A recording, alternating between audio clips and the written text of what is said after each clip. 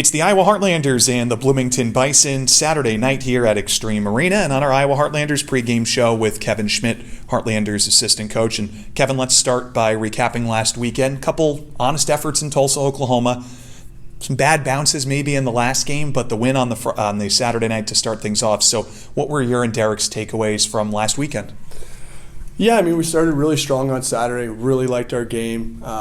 We felt like we were aggressive and kind of took it to them.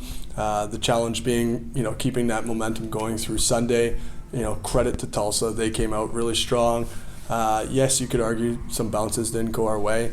We'd like to respond a little bit better, especially within that second period. A couple penalty, our PK, gave up a few power play goals against, so that ultimately hurt. But you know what, we had chances in the third to get back to it, try to get back to even, just didn't work out. So how do you parse a game, and I know it's almost a week ago at this point, but where there really seemed like there wasn't a ton of 5-on-5 play for a lot of the games. So when you go back and it's sort of like stuttered because it's like you're on the power play, then you're on the kill, and it just keeps on going back and forth. How do you and Derek assess whether or not the team really had a feel at even strength? Yeah, I mean, that's a good question. There was. I mean, it was especially Sunday. It was really a game of special teams, and we felt we lost a little bit of momentum during that period, and certainly give them, the advantage. We ultimately scored, our fair share of power play goals as well, but maybe we lost a little bit of discipline and getting back and finding our game after those special teams. So, just something that we have to learn from as a team to make sure that we get back to our game right away. I want to ask about two players. We'll start with Ryan Miato. Goals in back-to-back games, and it seems like every game you find something better to say. He's doing something better than the game before. So as a coach, where have you seen Ryan's development? I mean, we're really happy with the way, he's trending. Outside of those two goals, he's becoming a really consistent player for us. He's really strong on the face-off circle. But every day he seems to be putting in the work. He's getting more and more consistent in his game. He has really good, valuable assets. He's got a really good shot. Like I mentioned, he's good on the draw. He's responsible down low. So we're really happy with the way he's trending. Second player, Luca Hano, who I know going back to this summer when the Heartlanders brought him back, one of the things Derek said, and you've kind of mentioned in passing, just not on the air, is how excited both of you were to work with Luca in his now second full season, or first full season, second season overall with the Heartlanders. So what have you thought about Luca, particularly the last few games?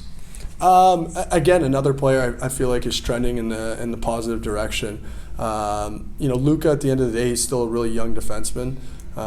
He's played some big minutes for us early on in this season. I expect he will continue to do so. It's about managing his game, maturing his game, and what I mean by that is just kind of taking what's there. Him staying disciplined in the game, trying to move pucks quick. He's got really good feet, so we want to try to exemplify those as much as possible. But I think he's doing a really good job now. Just kind of staying focused, staying in the moment, learning that every shift there might not be a perfect play to be made. So we see a lot of growth with Luca. Yeah. Heartlanders had 3 players sent down from the Iowa Wild. Purpose of this league, give some guys some confidence when they need it. Sam Halavai, who had a really good appearance here in the preseason, back about a little bit more than a month ago for the Iowa Wild and Rockford Ice Hogs, starts his season a couple times where maybe a few goals that I'm sure he'd like to have back here and there, but he comes down here to get some work, similar to Dylan Ferguson a week and a half ago. Come down here, get the work when you need it to make sure he's staying up to par. So in terms of how that affiliation relationship's working and the ability for Iowa to trust and send a really talented young goalie like Sam down to get some work and have a great start, what does that indicate to you and Derek about how well the affiliation's going? Yeah, I mean, it is going quite well, and Sam's a really big body, and all telling, he's going to be a really good goalie. I would say, argue the fact that he's a really good goalie right now.